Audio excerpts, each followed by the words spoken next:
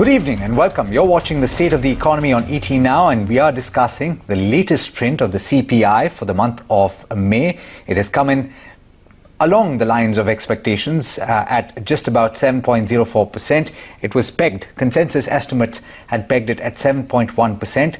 This is lower than the tick that came in April. That was a high of 7.79%. We're still awaiting the fine print in terms of the core CPI number as well as the food inflation number. But for now, to discuss all of these details and more and the implications, let me introduce you to the panel of experts that will explain everything to you. Maithili Bhusnurmat, who's consulting editor at ET Now. I'm going to hand it over to her very quickly. But first, let me introduce the rest of the panel. We've got Aditi Nayar, who's the chief economist at ICRA. We've got Saugata Bhattacharya, Executive Vice President and Chief Economist at Axis Bank. And we've also got Amandeep Chopra, who is President and Head Fixed Income at UTI Asset Management Company. Maithili, handing it over to you.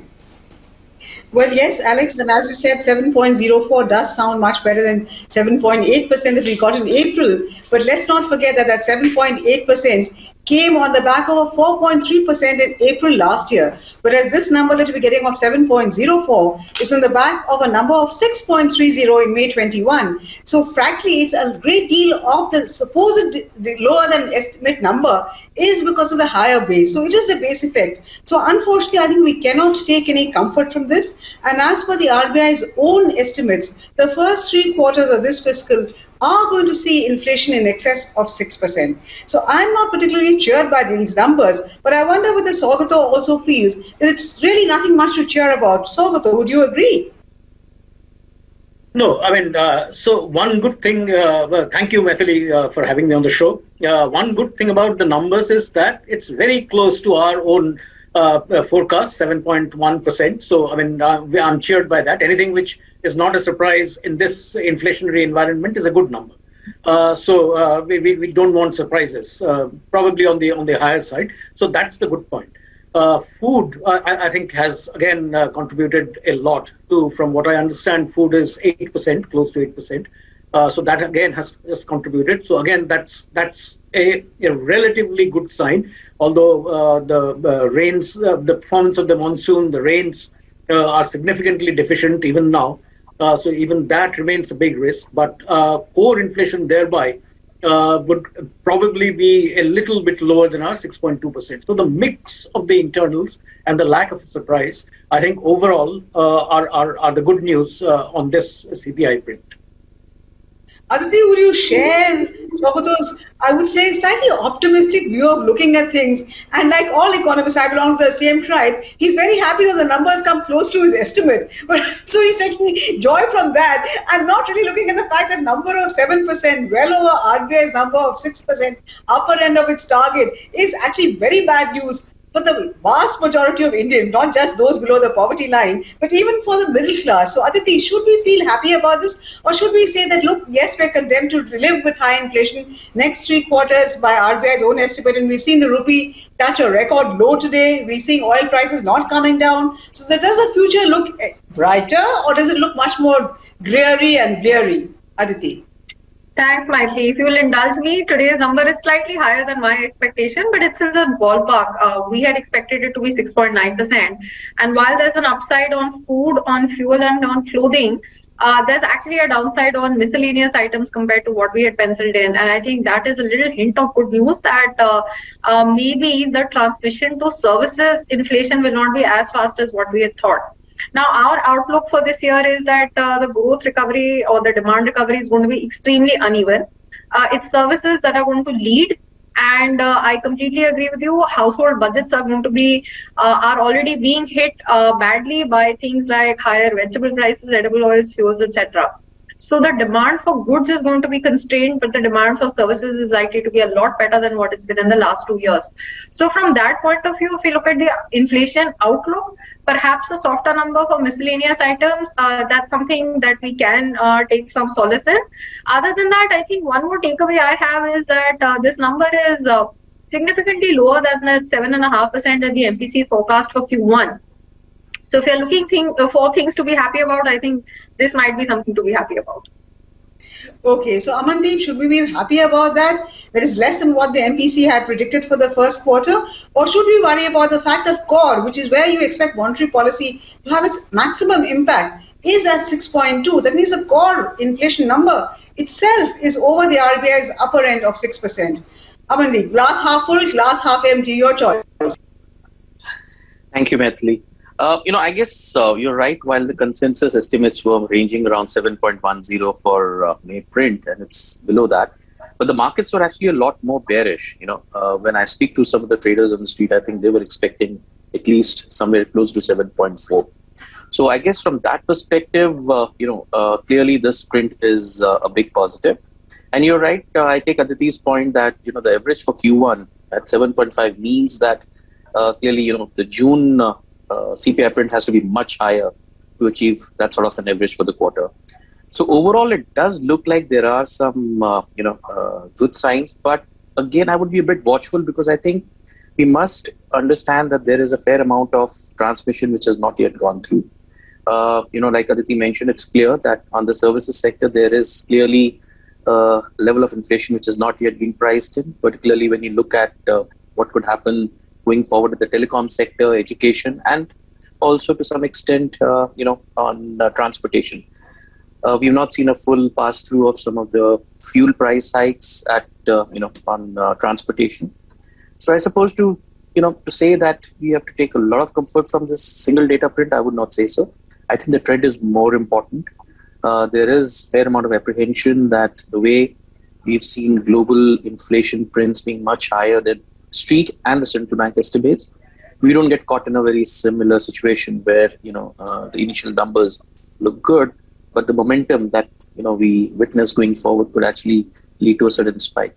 And I would agree that if you look at May 21, we had year-on-year growth of 6.23. So over that, 7.04 still is a meaningful shift.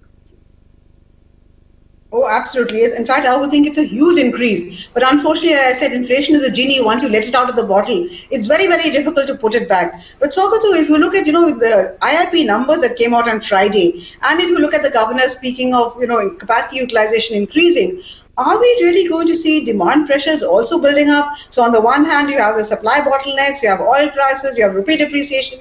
And now are we going to see demand pressures also? So going forward, are things going to get much worse, Saugata? Mute. Shogatu, I think you're on mute. Sorry. Yeah. So, Maithili, so it's not a matter of the demand coming in. It's already there is a significant amount of demand already baked into these inflation numbers. Remember, as we spoke the last time around, you cannot have a 5.5% core inflation for 1.5 years without there being a significant amount of demand already existing in the system. And on top of that, I think now with the supply side factors coming in, oil, which we had assumed at 100, RBI assumed 105, it now looks as if it's going to be between 100, 105 and 110. At this point in time, the WPI inflation numbers that we are predicting for May are also significantly high. And these are going to get passed on into various consumer items, materials, commodities. So it's not just the inflationary pressures that you will see. Some part of the WPI is also likely to be progressively transmitted onto the CPI, the commodities components of the CPI. So that's going to happen. And on top of that, as we heard, there's electricity tariffs that will come in, and then there is the services side of the components.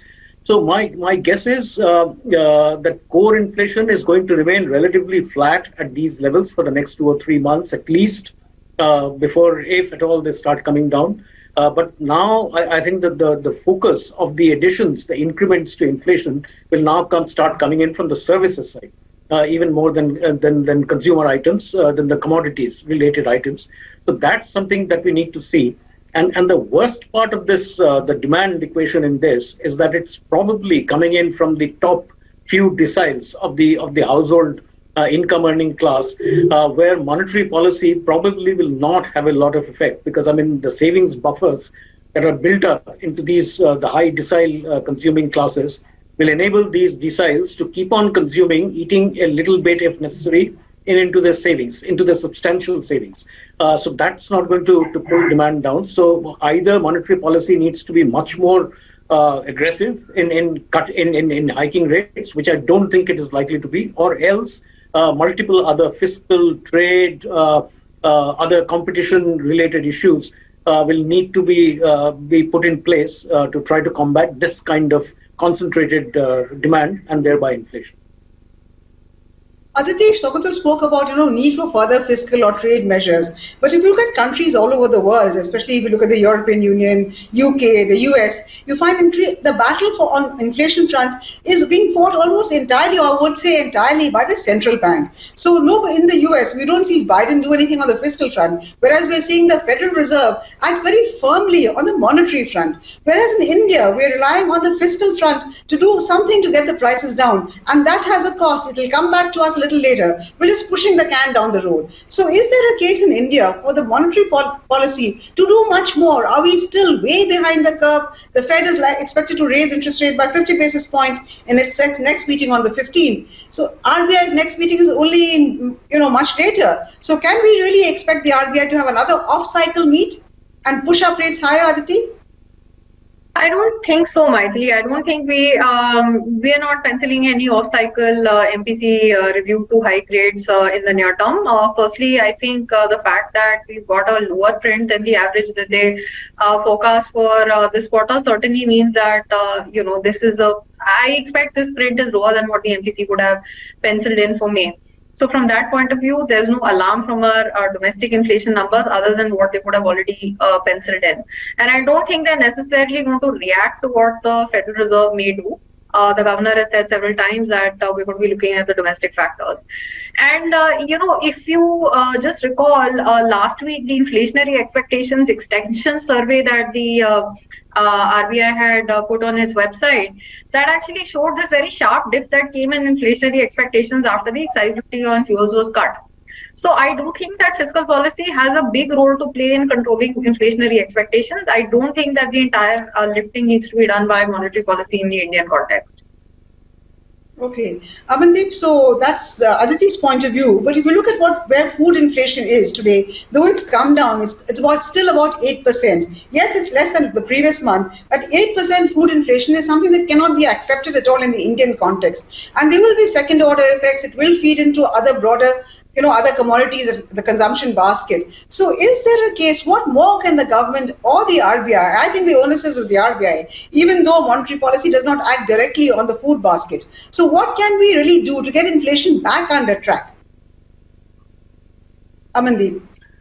Actually, you're right. I mean, clearly there has been a bit of a slowdown as far as food and beverage inflation is concerned, because it was about 8.01% for previous month, and it's come down to 7.84. But again, when I look at the sort of the breakup, I think it's largely driven by one or two items, particularly on the pulses and maybe a bit on the protein side. Like I mentioned earlier, if you look at the kind of momentum we are seeing in, items like tomatoes, particularly, what has been witnessed in May and sort of now trending into June as well. I think there's a meaningful shift which can actually take place in this trend going forward. So I wouldn't take, just this marginal decline in food inflation as being somewhat positive. On the bigger question in terms of, what happens in terms of the monetary policy, I think, there are limitations to how much monetary policy can really address supply side inflationary pressures.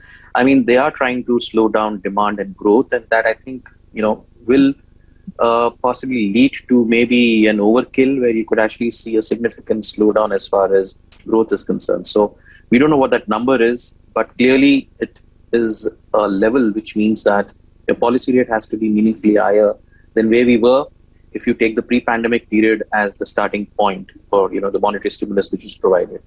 On the other side, I given the state of the economy in India, I can't imagine the fiscal side not really stepping in. Particularly when it comes to trying to manage prices and supply by either increasing imports or limiting exports to ensure that there is adequate supply and the price pressures are somewhat limited.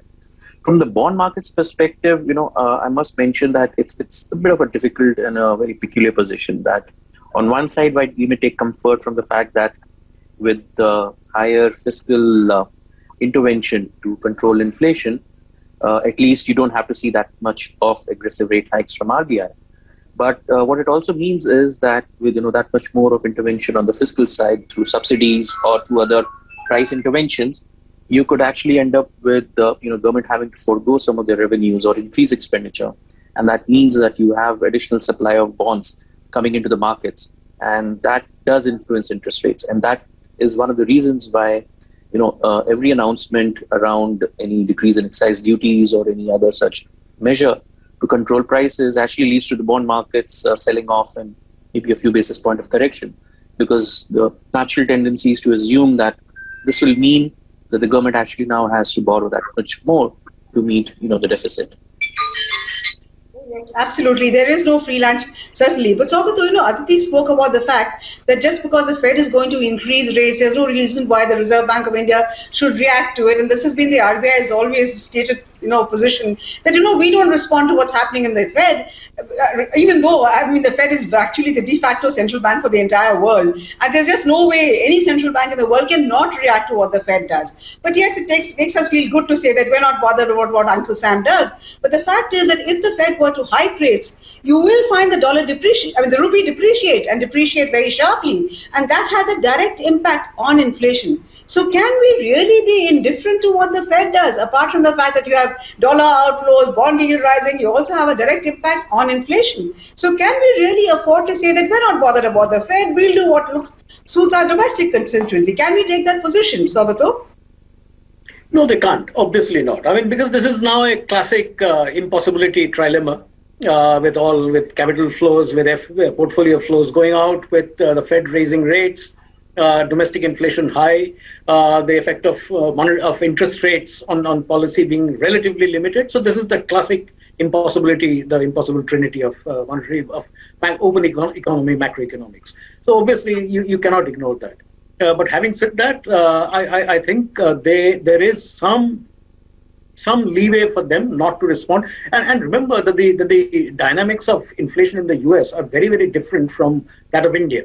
Their labor markets are much more tight than the conditions are in India. The shelter component in their in the measure of inflation that the Fed measures, the personal consumption expenditure PCE, is much higher than in India. So the dynamics of inflation in the US, so they would probably need to hike rates much more aggressively to control their level of inflation than we would need to hike in here. And which is reflected in the RBI, the statistics and economics research that we have seen, the so-called Taylor rule, which balances the weights of growth and inflation. Our weights on growth is still, from RBI research, is still 0.5%, whereas for the Fed, they are going to go all out to actually, they might have to force a recession to cool inflation in the US. So I don't think it's comparable. But having said that, obviously, either one or a few of the cases something will have to give somewhere. So it's either the exchange rate or the interest rates or inflation or something. So whatever you try to do, some of the macroeconomics, the macro components parameters, which are highly interconnected in any modern economy. So something will have to give. But my own sense is that they will probably be forced to let the rupee depreciate a little bit more. You're saying that they are intervening constantly in the currency market. RBI is intervening. So they will probably need to do that because the pressure on the rupee will be towards depreciation, clearly. And that comes in from portfolio flows or the capital flows. But having said that, I think there are limits, because remember, the third priority the governor mentioned in terms of prioritizing monetary policy is also financial sector instability. You hike rates too much, given the fact that loans are now linked to the repo rate, a much higher proportion of loans, you are inevitably going to see a sharp rise, I might say, on bank NPAs, and that is going to be a constraining factor. So it has to be a very, very, very difficult balance for the Reserve Bank and in coordination with the government of India, but they will have to find a balance, a via media in terms of managing this economic impossible trinity. Also, always a tightrope walk as far as central banks, particularly on emerging markets, are concerned. But Aditi, if you look at the fact that you find the rupee depreciating, oil prices high, where does that leave the current account deficit? And are we again going to get into a situation we already have the twin deficits? Your fiscal deficit, yes, the government was reasonably restrained given COVID, but even so, our fiscal deficit is way too high. And now you're saying the current account deficit unlikely to come down, particularly if the rupee depreciates, the oil prices remain very high. So what is staring us in the face? Back to square one, the pre-COVID, the 2008 crisis, when we had the twin deficits, how do we get them both back under control? So on the current account deficit, we are looking at a level of around 2.9 to 3% of GDP, given our updated expectations on crude oil. Now we basically expect the Indian basket to range between 100 and 120 per barrel. We've given up hopes of sort of a settling back to $90 per barrel in the foreseeable future. So with our updated forecast, we expect the current account deficit to be just shy of 3% of GDP, which in and of itself is not an unmanageable number. On the fiscal deficit side, in the budget estimates for FY23, the tax revenues particularly were conservatively estimated.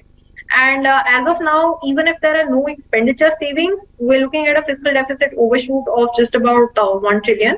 And inevitably, expenditure savings are found when the fiscal situation gets to be a little tough. So as of now, we're not looking at a very big overshoot on the fiscal deficit. And perhaps, the time may be right to really look at a reset on the small savings rates to pull in some extra funds from that source and avoid the dated borrowing program of Government of India from having to be revised upward too much from what was put in at the beginning of the year. Yes, indeed, small savings are an option which the government has been dipping into. But the fact is that small savings are much, much more expensive than the marketed securities, which is why ultimately, there is no free lunch. Something will come back to hit us. But Amandeep, if we look at vegetable prices, vegetable inflation, I understand, has come in at 18.26. Now, given that the summer months, we're yet to see June and July, and summer months have always been harsh on vegetable price inflation. It's already 18%. And this is entirely outside the RBI's own, whatever they can do by way of monetary policy. So what do you think we can do to get food inflation back under control? Amandeep. Amandeep, you're on mute. I apologize. Maithili, I think there are no easy answers for that. Clearly there is some degree of comfort coming in from the fact that the government has already initiated a few steps, both, like I mentioned earlier, in terms of importing some of the food items where we are, running a deficit, and also limiting some exports in the other items. On the other side, I guess there is an expectation of another year of normal monsoons, which should at least, deflate some of the inflationary pressures over there. But beyond, vegetables, I must mention the fruit component has also actually been fairly low in terms of its, month-on-month growth. We've actually seen, practically no move in the index. And if you look at just on the year-on-year basis, it's barely 2%. So I think there are still some elements within, like I said, the wide range of food and beverages component where you can still see some inflationary pressures. Yes, absolutely. I'm afraid, the RBI is really caught between the devil and the deep sea. But thank you so much, Sobato, Aditi and Amandeep, for joining us in this discussion and passing the numbers for our viewers. And as I said, as an outspoken journalist and an unregulated entity, unlike almost everybody else in the financial market who is regulated, I have no hesitation in saying that this is largely of our own making, or rather of the Reserve Bank of India's making. Yes, the Ukraine war did set the cat among the pigeons, increase oil prices. But we were fearfully behind the curve, as perhaps many other countries. But the difference really is that in our country, we could not afford to be behind the curve, given that we are a poor emerging market. But on that rather somber note, let me thank all three of you for joining us and shedding light on the numbers that we've got today. 7.04 is certainly better than what we saw earlier, but it's not good enough and certainly not a happy news to start a Monday. Thank you so much. And with that,